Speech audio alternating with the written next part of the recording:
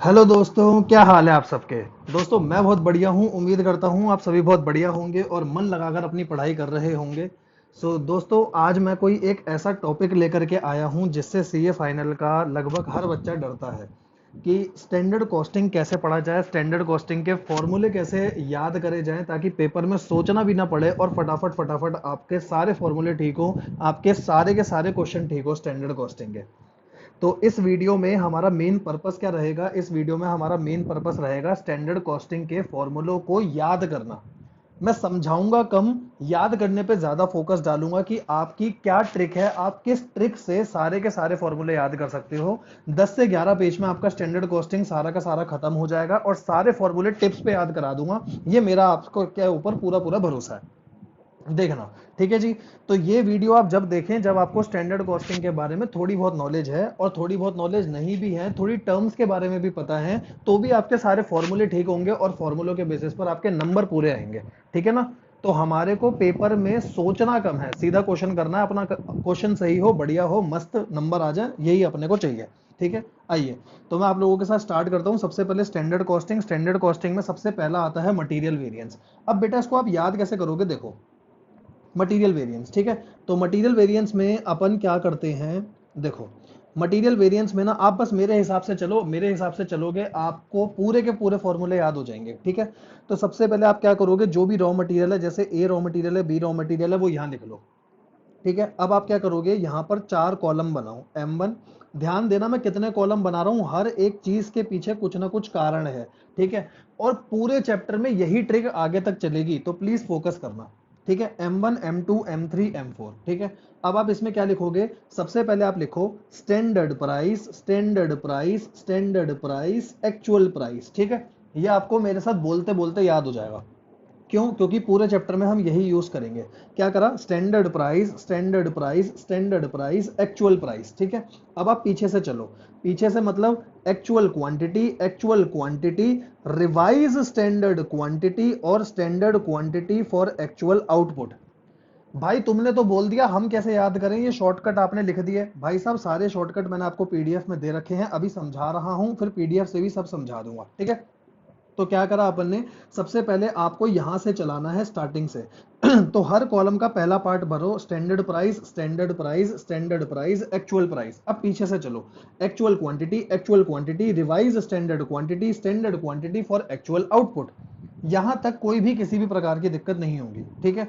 अब आपको क्या करना है, इसके नीचे जब ये आप सारी डिटेल्स यहां डाल दोगे, सारी डिटेल्स जब आप यहां डाल दोगे, उसके बाद यहां से वेरिएंस कैसे पता चलेंगे, दिव्यांग भाई तुम ये बताओ। तो देखो वेरिएंस कैसे पता चलेंगे, वेरिएंस के लिए फॉर्मूला याद करो, सीपीयू मेरा। जैसे मैंने याद करा है, पूरे के पूरे वेरिएंस आपको इसी में याद हो जाएंगे, सीपीयू मेरा।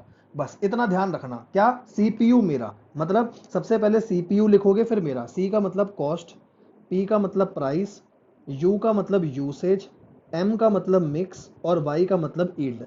अब आप मेरे को खुद बताओ, क्या इसके अलावा मटेरियल में कोई और वेरिएंस होता है। नाम मटेरियल था इसलिए मैंने एम से 4 कॉलम बनाए। स्टार्टिंग में हमेशा 4 कॉलम बनेंगे।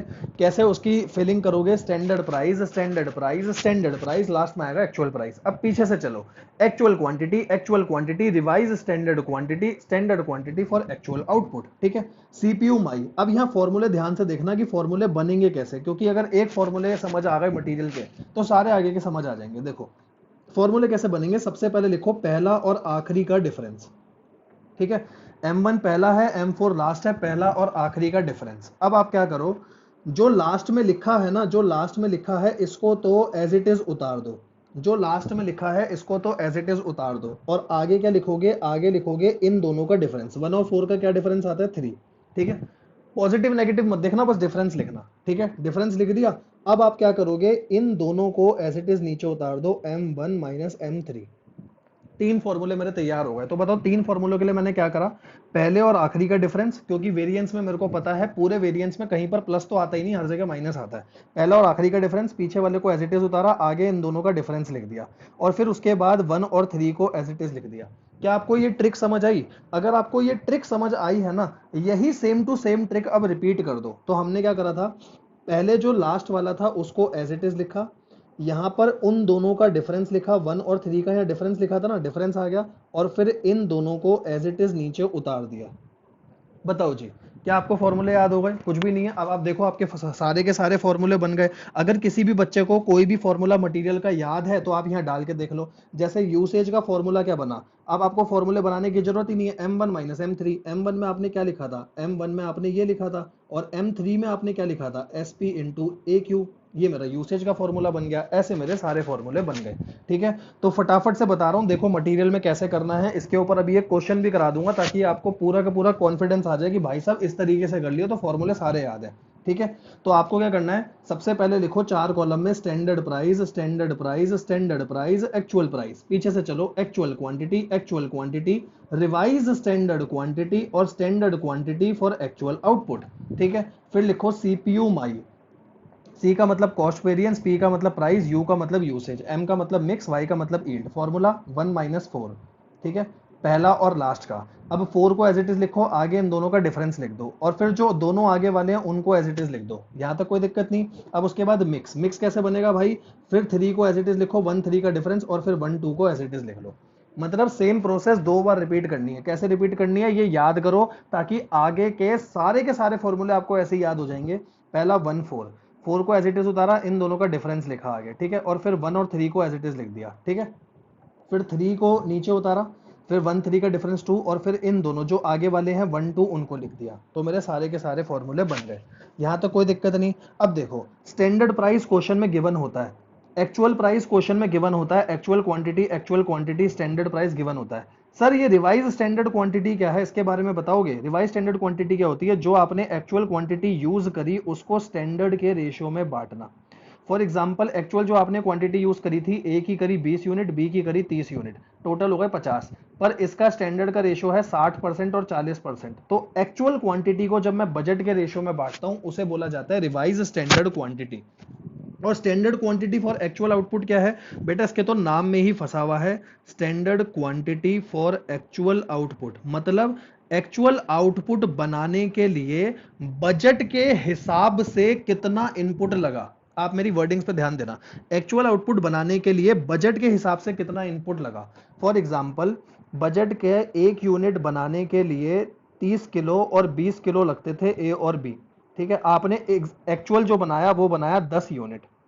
ठीक है, तो 10 यूनिट बनाने के लिए बजट का ए कितना लगा और बजट का बी कितना लगा। ठीक है, बजट का ए कितना लगेगा, 1 यूनिट में 30 किलो लग रहा है, तो 10 यूनिट में कितना लगेगा, 300 किलो, और बी कितना लगेगा 10 यूनिट में, 200 किलो। बस ये होता है standard quantity for actual output. भाई साहब आपने तो इतनी सारी बातें बोल दी, हमें कैसे याद रहेगी? तो तुम्हारे को पीडीएफ दे रहा हूं ना डिस्क्रिप्शन बॉक्स में, पीडीएफ में देखो सारी की सारी बातें लिखी हैं, आपको कुछ भी अलग से लिखने की जरूरत नहीं है। सारी मेहनत मैंने कर दी है, बस तुम याद करो, पेपर में अच्छे से करके आना। देखो, standard price, standard price, standard price, actual price. पीछे से चलो, actual quantity, revise standard quantity और standard quantity for actual output. सबकी फुल फॉर्म हो गई। रिवाइज स्टैंडर्ड क्वांटिटी क्या होती है, एक्चुअल क्वांटिटी को बजट या स्टैंडर्ड के रेशो में बांट दो, उसे बोला जाता है।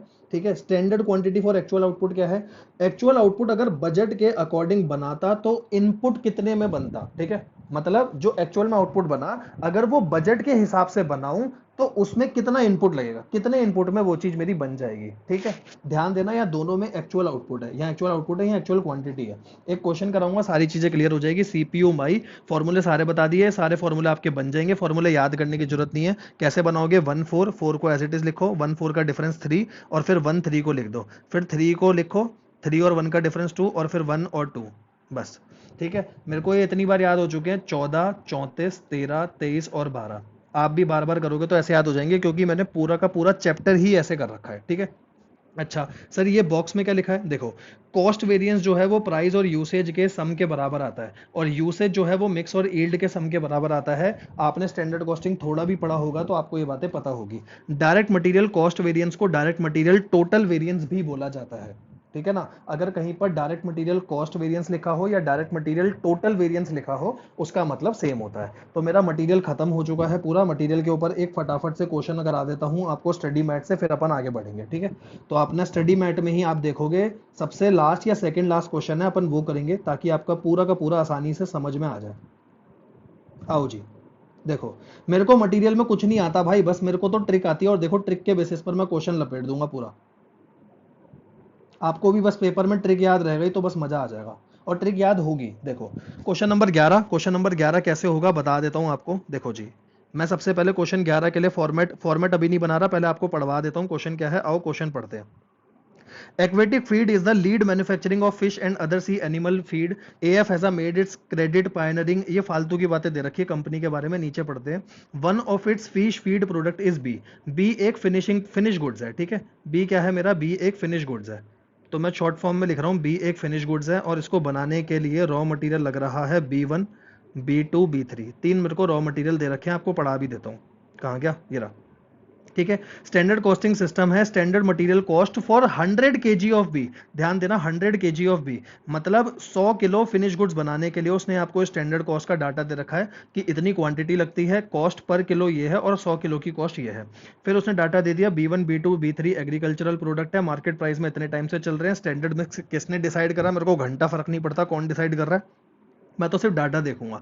एक्चुअल में आपने बनाया 4605 केजी, ये मेरे लिए बहुत इंपॉर्टेंट है कि एक्चुअल में मेरे फिनिश गुड्स बने कितने, एक्चुअल आउटपुट आया कितना। एक्चुअल आउटपुट आया 4605 किलो, ठीक है। जबकि जो बजट के हिसाब से डाटा दे रखा है, क्या दे रखा है, आउटपुट है, बजट के हिसाब से आउटपुट बना है 100 किलो का, जबकि आपने इनपुट लगाया है 125 किलो का। अभी पढ़वा देता हूँ, ठीक है। बजट के हिसाब से 100 किलो का आउटपुट आया था और इनपुट लगा था 150 किलो। ये देखो इनपुट में स्टैंडर्ड क्वांटिटी है 125 की, 150 नहीं सॉरी 125, और फिनिश गुड बनकर आया 100 किलो का, ठीक है।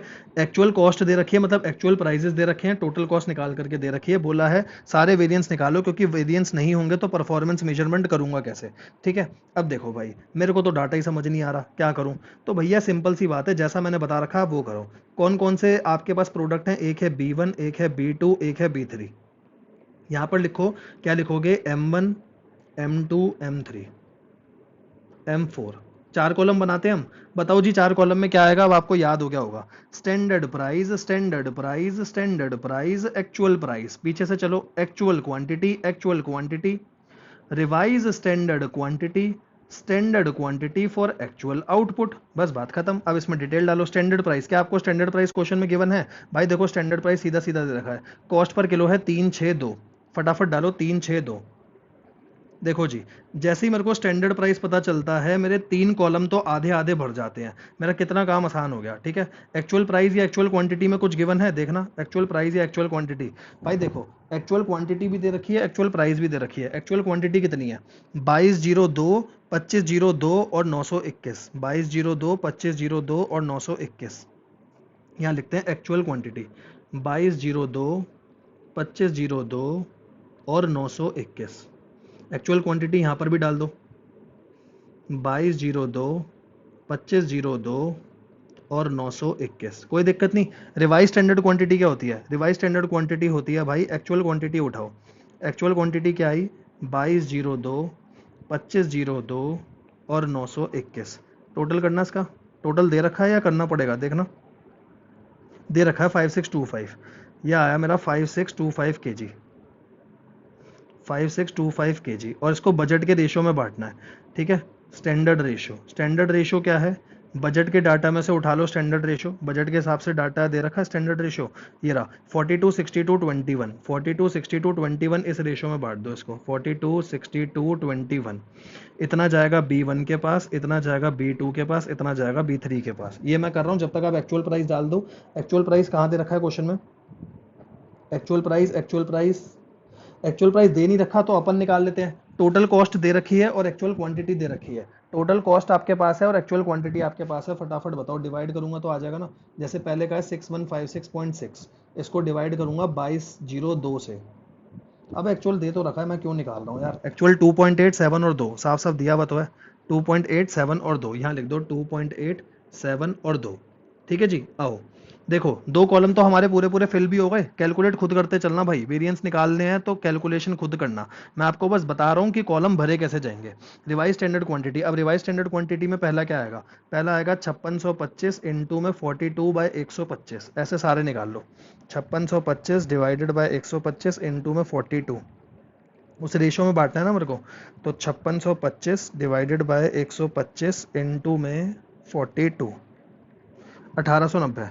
पहला आया 1890, ठीक है। दूसरा क्या आएगा, 5625 डिवाइडेड बाय 125 इंटू में 62,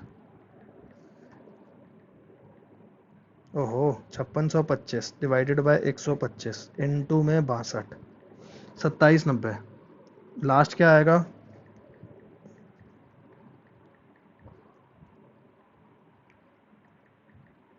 945 ये डाल दो 1890 2790 और 945 1890 क्या था 2790 एक्चुअल क्वांटिटी को बजट के रेशो में बांट दिया 945 ठीक है सारे कॉलम भरने हैं बस आपको standard quantity for actual output अब थोड़ा सा ध्यान लगाना standard quantity for actual output पहले बजट के हिसाब से देखें बजट के हिसाब से 100 का आउटपुट आया जब इनपुट था 125 किलो जब इनपुट था 125 किलो तो 100 का आउटपुट निकल कर आया मतलब सिंपल सी बात है ना भाई कुछ ना कुछ लॉस हो रहा है कितना लॉस हो रहा है 25 किलो का लॉस हो रहा है तो लॉस की परसेंटेज इनपुट पे कितनी है लॉस ऑन इनपुट कितना है बताओ एक क्वेश्चन इसलिए करा रहा हूँ ताकि कॉन्फिडेंस आ जाए पूरा तो 25 किलो और 125 किलो टोटल इनपुट है इनटू में 100 यह आया मेरा 20% मतलब जो मैं 125 का इनपुट डाल रहा हूँ उसमें से 20% मेरा खराब हो जाएगा 20% मेरा खराब हो जाएगा और 80% का आउटपुट निकल कर आएगा ठीक है अब standard quantity for actual output का मतलब क्या होता है standard quantity for actual output का मतलब है जो आपने एक्चुअल में आउटपुट बनाया एक्चुअल में कितना आउटपुट बना था हमने ऊपर लिखा था एक्चुअल में आउटपुट बना 4605 केजी का जो एक्चुअल में आपने आउटपुट बनाया 4605 इसके लिए बजट के हिसाब से कितना इनपुट लगा होगा अब एक आप बात बताओ आप क्या आप टोटल इनपुट बता सकते हो पहले कि बजट के हिसाब से टोटल इनपुट कितना लगा होगा ये आउटपुट जो है ये 80% को डिनोट करता है ना 80% आउटपुट है ठीक है किसका ये आउटपुट तो आया है ये आउटपुट तो आया है ठीक है पर ये 80% है किसका 80% ऑफ इनपुट है ना जैसे 125 किलो का अगर मैं 80% करूंगा तभी तो ये 100 आएगा है ना तो टोटल इनपुट पहले निकाल लो टोटल इनपुट कैसा आएगा 4605 जो है ये 80% को डिनोट करता है इससे मेरा टोटल इनपुट आ जाएगा 4605 से डिवाइडेड बाय 80% 5756.25 ठीक है अब इसको आप बांट दो 5756 ही ले लो भले और इसको बांट दो स्टैंडर्ड के रेशियो में और स्टैंडर्ड का रेशियो दे रखा है 42 62 21 इस रेशियो में ठीक है जब आप इस रेशियो में बांटोगे तो यहाँ standard quantity for actual output आपका आ जाएगा एक निकाल करके चेक करवा दूं देखो जी एक निकाल करके अपन चेक कर लेते हैं इन डिवाइडेड बाय 125 इनटू में 42 193 4.1 आ रहा है आईसीआई ने 1934 ले रखा होगा इसको 1934 ले रखा होगा स्टैंडर्ड क्वांटिटी सबसे लास्ट में होगी ना चेक करवा देता हूँ एक बार आंसर सबसे लास्ट में होंगे ना इसके वैसे तो क्वेश्चन क्या करवाने देखो 1934 ले रखा है ना पहला 1934 है इधर देखो ये फोकस मारो 1934 है अगला 2855 है निकाल के देख लो 2855 और 967 आ रहा होगा 2855 क्योंकि उसने राउंड ऑफ कर दिया होगा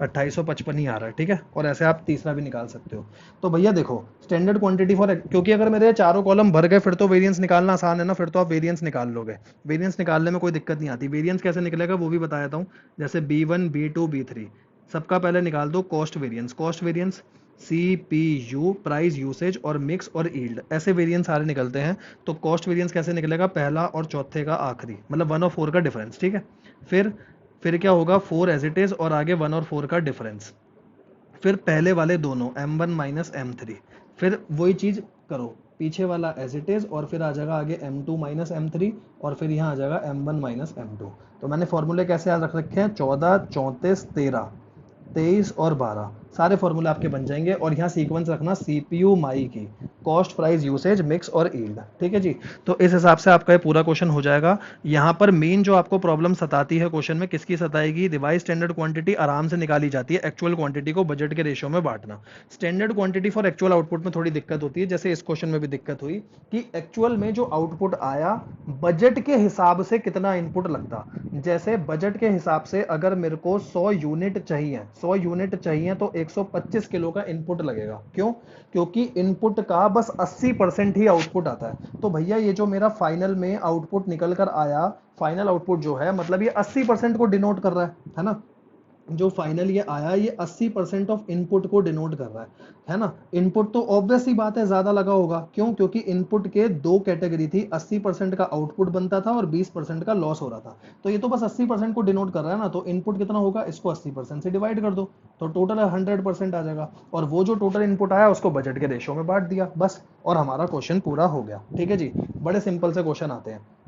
अब इस क्वेश्चन में बस आपको एक बात और बता दूं, मटेरियल वेरिएंस में अगर कभी क्वेश्चन में वो मेरे से पूछ ले, अगर मेरे से वो कभी क्वेश्चन में पूछ ले क्या भाई कि मटेरियल प्राइस वेरिएंस निकालो at the time of purchase, ठीक है। वैसे मटेरियल प्राइस वेरिएंस क्या होता है, देखो मटेरियल प्राइस वेरिएंस हमने तो फॉर्मूले बनाने सीखे हैं। इसका फॉर्मूला है M3 माइनस M4, मतलब इन दोनों का डिफरेंस, ठीक है। अब इन दोनों का आप डिफरेंस देखोगे तो एक्चुअल क्वांटिटी तो दोनों में सेम है कि एक्चुअल क्वांटिटी कंज्यूम कौन सी करी, यहां पर हमारा मतलब होता है एक्चुअल क्वांटिटी कंज्यूम कौन सी करी। पर नीचे उसने बोला है प्राइस वेरिएंस निकालो at the time of purchase, purchase के टाइम पर प्राइस वेरिएंस निकालो। तो बस आप क्या करोगे, पहले तो प्राइस वेरिएंस का फॉर्मूला लिख लो। प्राइस वेरिएंस का हमारे अकॉर्डिंग फॉर्मूला क्या है, CPUMY। तो पहला होता है 14, 34, 13, 23 और 12, मतलब 3 और 4 का डिफरेंस। थर्ड कॉलम में क्या आ रहा है, स्टैंडर्ड प्राइस और एक्चुअल क्वांटिटी आ रहा है, और फोर्थ कॉलम में एक्चुअल प्राइस और एक्चुअल क्वांटिटी आ रहा है। ये हमारे हिसाब से प्राइस वेरिएंस है ना। तो सबसे पहले याद करो प्राइस वेरिएंस, हमने प्राइस वेरिएंस लिख लिया। अब इसमें जो एक्चुअल क्वांटिटी कंज्यूम है ना, कंज्यूम को हटा दो किससे, परचेज से। तो यहाँ आ जाएगा एक्चुअल क्वांटिटी परचेज, दोनों में कौन सी आ जाएगी, एक्चुअल क्वांटिटी परचेज और परचेज, बाकी सेम रहेगा, बाकी सेम रहेगा, बाकी कुछ नहीं हिलेगा, ठीक है ना। तो परचेज की क्वांटिटी आ जाती है, वैसे होता है एक्चुअल क्वांटिटी कंज्यूम कितनी करी। पर अगर क्वेश्चन में वो मेरे को बोल दे कि भैया मेरे को एक चीज निकालनी है, क्या चीज निकालनी है, कि प्राइस वेरिएंस निकालो at the time of purchase. अब मेरे को सीधा तो फॉर्मूला याद नहीं है, पर मेरे को फॉर्मूला बनाना तो आता है। सिंपल फॉर्मूला बना लो पहले CPUMY से, और उसमें फिर एक्चुअल क्वांटिटी कंज्यूम की जगह डाल दो परचेज। ठीक है जी, समझ आया। इसी के साथ मेरा मटेरियल वेरिएंस पूरा खत्म हो गया। आई होप आपको मटेरियल वेरिएंस अच्छे से समझ में आया होगा। आगे बढ़ते हैं लेबर वेरिएंस में। लेबर वेरिएंस में हम दो केस में पढ़ेंगे, एक बिना आइडल टाइम के और एक आएगा आइडल टाइम के साथ। पहले बात करते हैं बिना आइडल टाइम के। बिना आइडल टाइम का मतलब हो गया जितने घंटे वर्कर ने काम करा उतने घंटे की उसे पेमेंट मिली, कोई फर्क नहीं है, क्योंकि फर्क होता है जब भी आइडल टाइम आता है। ठीक है, तो इसको याद कैसे करोगे, बिल्कुल सेम टू सेम मटेरियल की तरह याद करना, बस यहाँ थोड़े से नाम बदल जाते हैं। सर नाम बदल जाते हैं मतलब, जैसे मटेरियल में आप वर्ड यूज करते थे प्राइस, यहां पर लेबर का प्राइस नहीं होता, लेबर के रेट होते हैं, कोई दिक्कत नहीं। मटेरियल में यूज करते थे क्वांटिटी, लेबर में क्वांटिटी नहीं होती, लेबर में घंटे होते हैं कि उसने कितने घंटे काम करा। ठीक है, मटेरियल में यूज करते थे कितनी यूसेज आई है, भाई साहब यूसेज बताओ, यूसेज कितनी आई है। यहां बोलते हो लेबर में एफिशिएंसी कितनी आई है, बाकी फॉर्मूले वही है। सर फॉर्मूले वही है मतलब, देखो आपको याद है ना, अभी आपने मटेरियल सीखा है, देखो मटेरियल से लेबर बनाता हूं कितनी जल्दी बनेगा, M1 M2, ठीक है, M1 M2 M3 M4। पहले मटेरियल याद करो, standard price, standard price, standard price, actual price, पीछे से actual quantity, actual quantity, revise standard quantity और standard quantity for actual output. बस इसमें नाम चेंज कर दो। सर नाम चेंज कर दो मतलब, स्टैंडर्ड प्राइस की जगह लेबर में क्या हो जाएगा, पहले L1 L2 L3 L4, ठीक है। मटेरियल में M था, लेबर में L आ गया। अब यहां पर स्टैंडर्ड प्राइस का हो जाएगा standard rate, standard rate, standard rate, actual rate, कोई दिक्कत नहीं।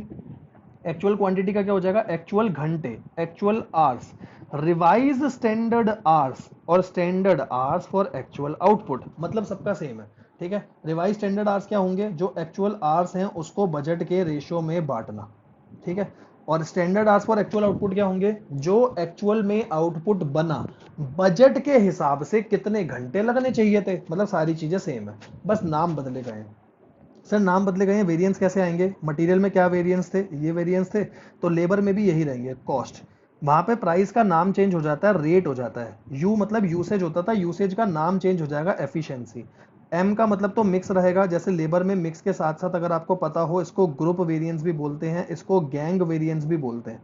और एक होता है आपका ईल्ड वेरिएंस। ठीक है, ईल्ड को ही अपन सब एफिशिएंसी वेरिएंस भी बोलते हैं।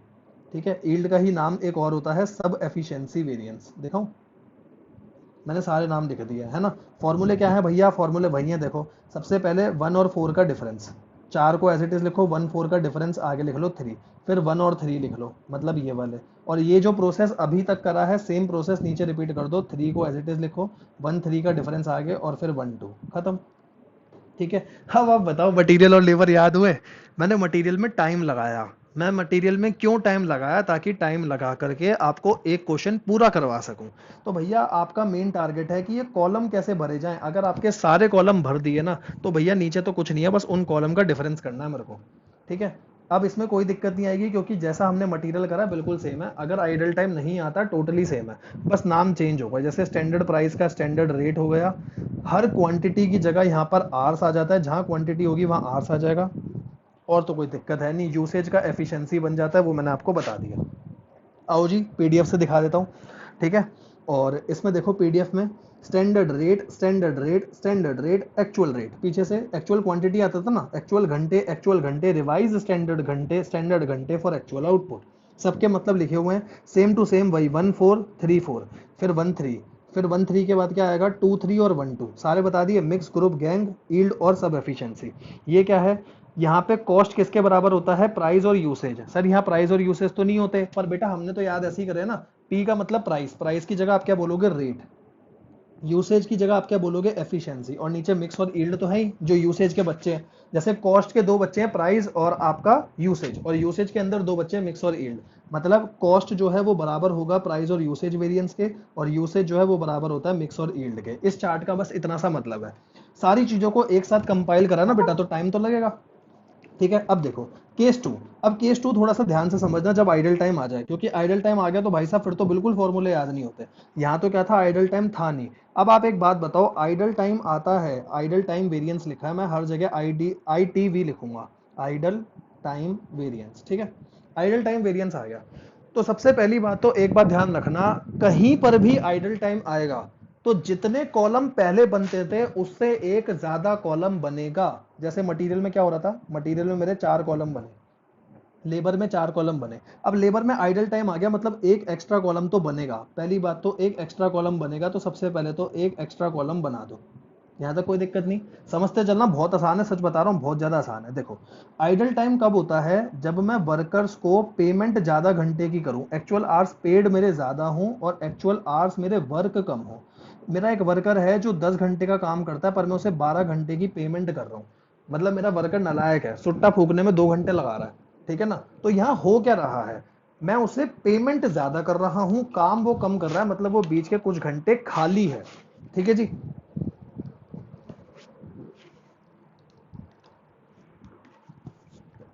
ठीक है जी, यहां तक कोई दिक्कत नहीं। तो आइडल टाइम कब आता है, जब एक्चुअल घंटे पेड ज्यादा हो और एक्चुअल घंटे वर्क कम हो। यहां तक कोई दिक्कत नहीं। अब देखो, अब इसमें आप चीजें डालोगे कैसे, थोड़ा थोड़ा कंसेप्ट साथ के साथ बताना जरूरी है, ठीक है। अब आप याद करो वही, जैसे लेबर का पहले भरा था तो पहले कैसे भरा था, standard rate, standard rate, standard rate, यहां आप एक्चुअल रेट लिखते थे, एक्चुअल रेट तो लास्ट में ही आएगा, मतलब यहाँ स्टैंडर्ड रेट ही आएगा, ठीक है। मटेरियल में आपने एक्चुअल प्राइस सबसे लास्ट वाले में लिखा था, मटेरियल में आपने एक्चुअल प्राइस सबसे लास्ट वाले में लिखा था, लेबर में आपने एक्चुअल रेट सबसे लास्ट वाले में लिखा था। तो आइडल टाइम में भी एक्चुअल रेट सबसे लास्ट वाले में डालो, बाकी सब में स्टैंडर्ड रेट डालो। अब अपन क्या करते थे, पीछे से चलते थे, पीछे से मतलब एक्चुअल आवर्स, एक्चुअल आवर्स, यही होता था, है ना। मेरे को पीछे से पता है एक्चुअल आवर होता था, स्टार्टिंग के दो का पता है, यहाँ रिवाइज स्टैंडर्ड आवर्स होता था, यहाँ standard hours for actual output होता था, इतना तो मैं करता ही था। बीच में खाली बच गया तो यहाँ पर भी एक्चुअल आवर्स आएगा। तो बताओ मैंने क्या करा, जो नॉर्मल वाला था वही चलाया, standard rate, standard rate, standard rate, last में एक्चुअल रेट होता है, मतलब यहाँ स्टैंडर्ड का ही रेट आएगा। यहाँ तक कोई दिक्कत नहीं, पीछे से चलो, पीछे से चलने का मतलब एक्चुअल घंटे, एक्चुअल घंटे, एक्चुअल घंटे, क्योंकि मेरे को पहले दो पता है, रिवाइज स्टैंडर्ड आवर्स और standard hours per actual output रखूंगा। यहाँ तक कोई दिक्कत नहीं। पर बाबूजी एक बात की दिक्कत आ गई, मैं कहा क्या दिक्कत आ गई सर, यहाँ तो एक्चुअल आवर्स वर्क अलग है और एक्चुअल आवर्स पेड अलग है, तो जहां जहां पे एक्चुअल आवर्स लिखा है बताओ पेड लेने या वर्क। ध्यान देना, वर्क, वर्क अलग है और पेड अलग है। वर्क खाली एक जगह आता है, कहां पर, बीच वाले में वर्क आता है, जो सेंटर वाला है वो वर्क वाला है, यहाँ पेड ही आएगा, यहाँ पेड ही आएगा। यहाँ तो कोई दिक्कत। अब आप बताओ क्या लेबर के आइडल टाइम वाले आप बना पाओगे, देखते हैं, मेरे साथ बनाने की कोशिश करो। Standard rate, standard rate, standard rate, standard rate, actual rate, कोई दिक्कत नहीं, पीछे से चलो। एक्चुअल घंटे, एक्चुअल घंटे, एक्चुअल घंटे, क्यों, इन दोनों का तो पता है क्या होगा, रिवाइज स्टैंडर्ड घंटे और स्टैंडर्ड घंटे for actual output. Actual hours work अलग है, पेड अलग है, बीच वाले में खाली वर्क आएगा, बाकी दोनों में पेड आएगा। यहाँ तक कोई दिक्कत नहीं, पांचों कॉलम के नामकरण हो गए, डिटेल भर दोगे सर, भर देंगे, सॉरी सर भर देंगे, यहाँ तक कोई दिक्कत नहीं आ रही। एक बात और बताओ भाई साहब, अपन रिवाइज स्टैंडर्ड आवर्स में क्या करते थे, एक्चुअल घंटों को बांटते थे स्टैंडर्ड के रेशियो में, कोई दिक्कत नहीं। बात आएगी सर कौन से एक्चुअल घंटे को बांटूं, जो वर्क वाले हैं या जो पेड वाले हैं, क्योंकि दोनों अलग अलग होंगे आइडल टाइम में। तो हमेशा ध्यान रखना यहाँ एक्चुअल घंटे वर्क आते हैं। ऐसा क्यों होता है उसके पीछे का कारण बताता हूं, उसके पीछे का कारण बताता हूं ऐसा क्यों होता है। भाई देखो, इससे पहले वाला अगर केस उठाएं जहां आइडल टाइम था ही नहीं, जहां आइडल टाइम नहीं था ना, आप वहां पर एक बात देखो, L2 कॉलम कहां यूज होता था। L2 कॉलम यूज होता है ग्रुप वाले में और सब एफिशिएंसी वाले में, है ना। एक बात बताओ, वर्कर की एफिशिएंसी किस बेसिस पर होनी चाहिए, जितने घंटे उसने काम करा या जितने घंटे की उसे पेमेंट मिली। वर्कर की एफिशिएंसी हमेशा होनी चाहिए जितने घंटे उसने काम करा। इसीलिए वर्कर की एफिशिएंसी जो है L2 में यूज होती है, इसीलिए उसको जो है हम वर्क के बेसिस पर बांटेंगे। समझ पा रहे हो एक एक बात कैसे लिंक कर रखी है मैंने। तो आप ऐसे पढ़ो, आपको स्टैंडर्ड कॉस्टिंग भाई साहब इतना आसान लगेगा ना जिसकी कोई हद नहीं है, ठीक है। तो देखो, सबसे पहले हमने नामकरण करा, उसके बाद एक प्रॉब्लम आई कि सर रिवाइज स्टैंडर्ड आवर्स को किस बेसिस पर बांटे, तो उसको वर्क के बेसिस पर बांटो। ऐसा क्यों, क्योंकि जो दूसरा कॉलम होता है वो कौन से वेरिएंस निकालने में काम आता है, सब एफिशिएंसी। और एफिशिएंसी वेरिएंस का मतलब कैसे निकलेगा, जितने घंटे उसने काम करा उस बेसिस पर नहीं कि जितने घंटे उसे पेमेंट मिली। इसीलिए इसको एक्चुअल आवर्स वर्क के बेसिस पर बांटना है, स्टैंडर्ड रेशियो में, पेड के बेसिस पर नहीं, ठीक है। यहाँ पर कुछ टीचर्स एक्चुअल आवर्स पेड लिखवा देते हैं, तो मैं आपको ICAI से मैच करा देता हूँ। देखो वर्क होगा, मैं आपको ICAI से वो चीज़ मैच भी करवा देता हूँ कि वहाँ पर एक्चुअल आवर्स वर्क होगा। भाई अब कर रहे हैं तो कम से कम पूरी श्योरिटी के साथ करें ना। पूरा मॉड्यूल चार्टा है मैंने अच्छे से, जब जा करके तो चीज़ें समझ आई है कि कहाँ पर क्या चीज़ लेनी है और क्या नहीं लेना। बस आपको वही चीज़ बता रहा हूँ। अरे आ जा यार, क्वेश्चन कहाँ ख़त्म है इसके, हे भगवान।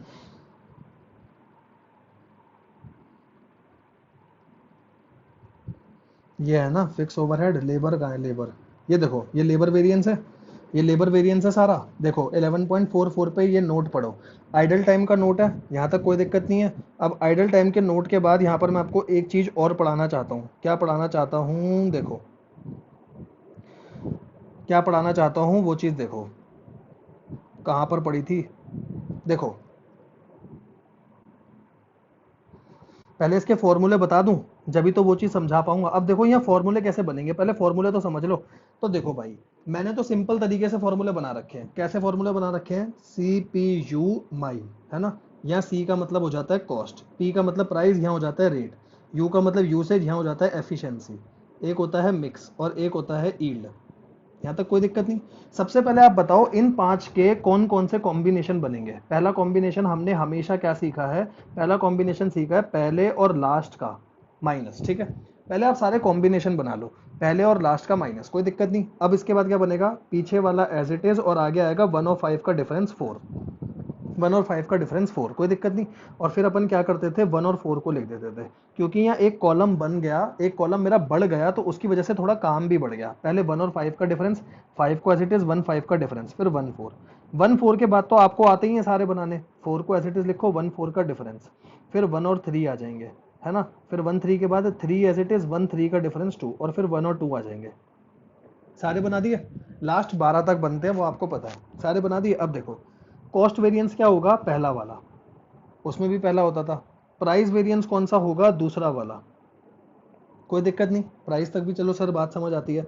अब प्राइस के बाद एक बात ध्यान देना, ये एफिशिएंसी मिक्स और ईल्ड, एफिशिएंसी मिक्स और ईल्ड नीचे से मिलाने चालू करो, क्योंकि वहां पर भी ऐसे ही होते थे 13 23 12। आप ऊपर देख लो, ऊपर में भी तो 13 23 12 आ रहे हैं। मतलब मैंने ऊपर के दो चेंज करे, 1 और 5 करा, 4 और 5 करा, ठीक है, और बाकी नीचे वालों से मिलाए। तो ऐसे इसके फॉर्मूले बनेंगे। अब बात आती है सर जो ये बीच में दो बच गए उनका क्या करूं। तो भाई साहब जो ये बीच में दो बच गए, एक बात बताओ, L3 और L4 का डिफरेंस देखो क्यों आ रहा है। L3 और L4 का डिफरेंस आ रहा है वर्क और पेड की वजह से, है ना। इन दोनों कॉलम में डिफरेंस है वर्क और पेड की वजह से, और वर्क और पेड की वजह से कौन सा वेरिएंस आता है, आइडल टाइम। तो यहाँ पर नया वेरिएंस आया आइडल टाइम वेरिएंस, ठीक है। और सर जो 14 बच गया, यहाँ पे 14 नाम का बच्चा किसी काम का नहीं है, तो 14 को काट डालना। तो भाई साहब हमने आइडल टाइम में कुछ नई बातें सीखी। तो पहले वो कुछ नई बातें मैं आपको समझाऊं। देखो मैंने कुछ नई बातें क्या सीखी। पहले तो सर हम सीपीयू माई करते थे, यहाँ पर भी सीपीयू माई करना है, पर कैसे करना है। पहले लो 1 और 5 का डिफरेंस, कोई दिक्कत नहीं। 5 को एज इट इज उतारो, 1 5 का यहाँ लिख दो 4, कोई दिक्कत नहीं, फिर 1 4 हो जाएगा। अब आपको बनाने तो आ गए, फिर 4 एज इट इज उतारो, 1 4 का डिफरेंस क्या आएगा 3, फिर 1 3 एज इट इज उतार दो, फिर 1 3 के बाद 3 एज इट इज, 1 3 का डिफरेंस 2, और फिर L1 और L2 नीचे आ जाएंगे। बनाने तो आपको आ गए, बनाने में कोई दिक्कत नहीं है। अब इसको नामकरण कैसे करे जाए। C कॉस्ट होता है, P का मतलब प्राइस, जो कि यहाँ रेट बन जाएगा, यहाँ तक कोई दिक्कत नहीं। CPUMY होता ना। अब यूसेज मिक्स और यील्ड उठाने हैं नीचे से, यूसेज मिक्स और यील्ड उठाने हैं नीचे से, यूसेज मिक्स और यील्ड। अब देखो 3 4 में डिफरेंस क्यों आ रहा है, वो आइडल टाइम की वजह से आ रहा है, क्योंकि वर्क और पेड में डिफरेंस है। यहाँ 14 नाम का बच्चा किसी काम का नहीं है, 14 को काट देना। ठीक है जी, क्या अब आपको समझ आया। अब देखो जो मैं आपको बात आईसीआई से मैच करवाना चाह रहा था, देखो L2 कॉलम में आपने क्या लिखा, L2 कॉलम में रिवाइज स्टैंडर्ड आर्स आया। देखो L2 कॉलम कहां पर यूज हो रहा है, L2 यहां यूज हो रहा है मिक्स और यील्ड में, कोई दिक्कत नहीं है, मिक्स और यील्ड में यूज हो रहा है। अब देखो स्टडी मैट में जब इन्होंने मिक्स और यील्ड का फॉर्मूला लिखा, ये मिक्स और यील्ड का फॉर्मूला है, तो देखो इन्होंने AH के साथ हैशटैग डाला है, AH के साथ हैशटैग डाला है, और AH के साथ हैशटैग का मतलब क्या है, एक्चुअल आवर्स वर्क। ध्यान दो उन्होंने स्टार नहीं डाला, उन्होंने स्टार नहीं डाला है, ठीक है। और AH के साथ उन्होंने क्या करा है, हैशटैग लगाया, और साथ में RAH लिखा है। देखो RAH उन्होंने क्या लिखा है, RAH में उन्होंने लिखा है रिवाइज एक्चुअल आवर्स, जिनको हम रिवाइज स्टैंडर्ड आवर्स कह रहे हैं, ये रिवाइज एक्चुअल आवर्स कह रहे हैं, कोई दिक्कत नहीं। पर आगे देखो इन्होंने क्या लिखा है, एक्चुअल घंटे जो वर्क वाले हैं उन्हें बजट के रेशो में बांटो। यही बात मैंने आपको बताई थी, एक्चुअल घंटे जो वर्क वाले हैं। भाई साहब मैंने भी तो आपको यही बताया, एक्चुअल घंटे जो वर्क वाले हैं उन्हें बजट के रेशो में बांटो, ये बात मैंने आपको बता दी, पेड के बेसिस पर नहीं बांटो। बताओ जी, क्या अभी तक की बातें आपको क्लियर है। तो देखो जो मैंने आपको यहां बताया, एक बार PDF से रिवाइज कराता हूं। आइडल टाइम कब आता है, जब मेरा पेड ज्यादा हो वर्क से, कोई दिक्कत नहीं। याद कैसे करोगे, जब भी आइडल टाइम आएगा एक एक्स्ट्रा कॉलम बन जाएगा। क्या एक्स्ट्रा कॉलम बन गया, standard rate, standard rate, standard rate, standard rate, last में आया एक्चुअल रेट। पीछे से चलो, actual hours, actual hours, actual hours. मैंने बोला था बीच में वर्क आएगा, बाकी दोनों में पेड आएगा। Revise standard hours, standard hours for actual output. Revise standard hours क्या होते हैं, एक्चुअल आर्स जो वर्क करे उनको बजट के रेशियो में बांटना। बाकी सारी चीजें आपको पता है, ठीक है। फॉर्मूले कैसे बनेंगे, देखो 1545, 45 के बाद और बीच में क्या आते हैं, देखो 1545, 45 के बाद बीच में आएगा एक L14 आएगा, 14 आएगा, 14 के बाद 34 आएगा, 34 के बाद ये आएंगे 13 23 12, 13 23 12 तो वही हो गए, 14 किसी काम का नहीं, और 34 आइडल टाइम है। देखो नीचे लिखा हुआ है 34 आइडल टाइम है। क्या अब आपको सारे समझ आ गए। और आइडल टाइम वेरिएंस हमेशा एडवर्स आता है, निकाल के देख लेना। क्यों, क्योंकि ये वर्क और पेड का डिफरेंस है, वर्क हमेशा कम होते हैं, पेड हमेशा ज्यादा होते हैं, इसीलिए एडवर्स आता है। ये चीज क्या लिखी हुई है मैंने, ये चीज सिंपल सी लिखी हुई है कि जो कॉस्ट है मेरी, जो मेरी कॉस्ट है वो किसके बेसिस पर है, जो कॉस्ट वेरिएंस है वो किन किन का सम आता है, ये चीज लिखी हुई है ना। तो कॉस्ट का जो वेरिएंस है वो किसके बराबर आएगा, यहाँ पर प्राइस मतलब जो रेट है वो, यूसेज, यूसेज का मतलब एफिशिएंसी होती है वो, और साथ में यहाँ आइडल टाइम वेरिएंस और आता है। कोई दिक्कत नहीं, एफिशिएंसी के अंदर दो भाग और होते हैं, मिक्स और यील्ड, वो मैं आपको बता चुका। तो क्या आपको यहाँ तक के सारे फॉर्मूले याद हो गए। क्या एक बार हम मटेरियल और लेबर का क्विक रिवीजन करें और फिर अपन आगे बढ़े। आओ जी, एक बार मैं मटेरियल और लेबर का क्विक रिवीजन कराता हूँ और फिर आगे बढ़ता हूँ। देखो पहले बात करते हैं मटेरियल और फिर बात करते हैं लेबर, ठीक है जी। पहले इतनी बात करते हैं। आओ जी, मटेरियल की बात अलग, लेबर की बात अलग। सबसे पहले मटेरियल के लिए समझो कि मटेरियल में क्या है कैसे है। सबसे पहले आपको मटेरियल में बनाने हैं 4 कॉलम, ठीक है। एक बार इनको टिप्स पे बिठा लोगे ना, कोई भी फॉर्मूला बना सकते हो आप। देखो standard price, standard price, standard price, actual price. पीछे से चलो, actual quantity, actual quantity, revise standard quantity, standard quantity for actual output. बना लिए चारों कॉलम। CPU माई, इसमें तो कोई दिक्कत ही नहीं है। 14, 34 का डिफरेंस, 13 का डिफरेंस, 23 का डिफरेंस, 12 का डिफरेंस, हो गए सारे। लेबर के अंदर दो केस हैं, एक है without idle time, without idle time तो एग्जैक्टली सेम है मटेरियल के, मतलब प्राइस की जगह रेट कर दो, standard rate, standard rate, standard rate, actual rate. पीछे से चलो, एक्चुअल घंटे, एक्चुअल घंटे, इसमें तो वर्क और पेड सेम होते हैं। रिवाइज स्टैंडर्ड घंटे और स्टैंडर्ड घंटे फॉर एक्चुअल आउटपुट, इनको मल्टीप्लाई करो। इनको मल्टीप्लाई करने के बाद वही 14, 34, 13, 23 और 12, ठीक है। कॉस्ट, रेट, एफिशिएंसी, क्योंकि यूसेज का नाम चेंज हो जाता है, एफिशिएंसी हो जाता है। चल वही रहा है, पी और यू ही चल रहा है यहाँ पर, पी और यू से याद रखना मिक्स और यील्ड, ठीक है। पर अगर यहाँ विद आइडल टाइम आता है, मैंने बोला आइडल टाइम में एक कॉलम आपका बढ़ जाएगा, L1 L2 L3 L4 L5। क्या बनाओगे भाई, standard rate, standard rate, standard rate, standard rate, actual rate, पीछे से चलो, एक्चुअल घंटे, एक्चुअल घंटे, एक्चुअल घंटे, रिवाइज स्टैंडर्ड घंटे, और स्टैंडर्ड घंटे फॉर एक्चुअल आउटपुट। ये पेड के बेसिस पर होते हैं, ये पेड के बेसिस पर, ये वर्क के बेसिस पर, ठीक है। फॉर्मूला कैसा बनेगा, पहले सारे कॉम्बिनेशन बनाओ, पहला और आखिरी, फिर 5 को एज इट इज यहाँ डिफरेंस आएगा, फिर 1 4 आएगा, 4 एज इट इज यहाँ डिफरेंस आएगा, फिर 1 3 आएगा, 3 एज इट इज डिफरेंस आएगा, और फिर 1 2 आएगा। सारे बना दिए। ये कॉस्ट होता है, प्राइस की जगह ये रेट होता है मेरा, ठीक है। उसके बाद यू एम वाई नीचे वाले हो गए, सी पी यू माई होता है ना, ये हो गए। 14 बच्चा किसी काम का नहीं, 3 4 का डिफरेंस है आइडल टाइम वेरिएंस, क्योंकि 3 और 4 में डिफरेंस क्यों आ रहा है, वो वर्क और पेड की वजह से डिफरेंस आ रहा है, ठीक है जी। तो मैं आपके साथ ये पीडीएफ शेयर करूंगा, जो ये पीडीएफ है सारी की सारी चीज़ें मैंने पीडीएफ में लिखी हुई हैं। तो बेटा 2 पेज में मेरे मटेरियल और लेबर यहाँ खत्म होते हैं, सारे वेरिएंस मटेरियल लेबर से रिलेटेड आप कोई भी क्वेश्चन करके देख लो। नेक्स्ट वीडियो में मैं आपको ओवरहेड सारा समझा दूंगा, और ओवरहेड के बाद इस चैप्टर में जो भी कंसेप्ट है वो सारे कंसेप्ट हम समझेंगे इसी ट्रिक से, सारे के सारे इसी ट्रिक पे बेस हैं। अगर आप चाहते हो मैं आपको एक बार दिखा देता हूँ, ये देखो, यहाँ पर भी सीपीयू चल रहा है, यहाँ पर भी सीपीयू चल रहा है, यहाँ पर भी सीपीयू चल रहा है, सीपीयू चल रहा है, सीपीयू माई चल रहा है, ठीक है। यहाँ पर भी सीपीयू माई चल रहा है। मैंने पूरा का पूरा वेरिएंस सीपीयू माई में कन्वर्ट कर दिया है, तो आपको बहुत ज़्यादा आसानी होगी। उसके बाद reconciliation, advance variance, ABC costing, relevant cost approach, पूरा का पूरा स्टैंडर्ड कॉस्टिंग 12 पेज में आ चुका है, पूरा का पूरा स्टैंडर्ड कॉस्टिंग 12 पेज में है। और ये अगर आप कर लेते हो तो स्टैंडर्ड कॉस्टिंग का कहीं से कोई भी क्वेश्चन आ जाए फटाफट बना लोगे। मैं आपको एक चीज बताता हूँ, अगर आप ऐसे फॉर्मूले याद कर लोगे, मान लो आपसे कोई पूछे भाई मेरे को बता मटेरियल में मिक्स का वेरिएंस का फॉर्मूला क्या होता है, देखो यूं चुटकियों में फॉर्मूला बनेगा, कुछ नहीं करना। कैसे याद करोगे, सबसे पहले ऊपर 4 कॉलम होते हैं, पहले देखो मिक्स कौन से नंबर पर आ रहा है, मिक्स आ रहा है C P U M Y, ठीक है। पहला फॉर्मूला होता था 14, तो 14 34 13 23, यहाँ आके रुक जाओ, मिक्स में 23 आ रहा है, 23 मतलब सेकंड और थर्ड कॉलम का डिफरेंस। सेकंड और थर्ड कॉलम, फर्स्ट कॉलम में आता था स्टैंडर्ड प्राइस, दूसरे कॉलम में आता था स्टैंडर्ड प्राइस, तीसरे कॉलम में आता था स्टैंडर्ड प्राइस, चौथे में आता था एक्चुअल प्राइस, ठीक है। अब पीछे से चलो, एक्चुअल आवर्स, वो sorry actual quantity, actual quantity, क्योंकि 2 और 3 देखना ना, तो एक्चुअल क्वांटिटी, और उसके बाद यहाँ क्या आता था, रिवाइज स्टैंडर्ड क्वांटिटी। चेक कर लो, यही फॉर्मूला होगा। आप ऐसे कोई भी फॉर्मूला बना सकते हो। फॉर एग्जांपल मैंने आपको बोला लेबर के केस में, लेबर के केस में जब आइडल टाइम वेरिएंस है तो बताओ यील्ड का फॉर्मूला क्या होगा। लेबर के केस में जब आइडल टाइम वेरिएंस है तो बताओ यील्ड क्या होगा। आइडल टाइम वेरिएंस है, 5 कॉलम बना दो, 5 कॉलम होते हैं, ठीक है। अब आप देखो यील्ड कौन से नंबर पर आता है, सर आपने बताया था सी आएगा पी आएगा, फिर उसके बाद यू एम वाई तो वैसे ही लास्ट में लेते हैं, यील्ड सबसे लास्ट में, और सबसे लास्ट में 12 आता है। कैसे, यहाँ 1 5 आएगा, 4 5 आएगा, फिर 14 आएगा, 34 आएगा, 13 23 और 12, सबसे लास्ट में 12 आ रहा है। 12 मतलब 1 और 2 कॉलम का डिफरेंस, 1 और 2 कॉलम का डिफरेंस। यहाँ क्या आता है, स्टैंडर्ड रेट, स्टैंडर्ड रेट, ठीक है। यहाँ आता है रिवाइज स्टैंडर्ड आवर्स, और यहाँ आता है standard hours for actual output. जैसे ही आप बार बार करोगे ना, आपको पता चल जाएगा, तो इन दोनों का डिफरेंस करने पे यील्ड वेरिएंस निकल कर आ जाता है, ठीक है। कोई भी वेरिएंस आप बहुत आसानी से निकाल सकते हो, बस एक ट्रिक अपने ध्यान में रखो, क्या, सिंपल सी ट्रिक है भाई मेरे, सी पी यू माई, बस, ठीक है। और इसके आगे नंबर लिखने हैं 14 34 13 23 और 12। मटेरियल में भी यही लगाई, लेबर में भी यही लगाई, जब आइडल टाइम नहीं था, जब लेबर में आइडल टाइम था तो थोड़ा सा एक्स्ट्रा काम बढ़ गया।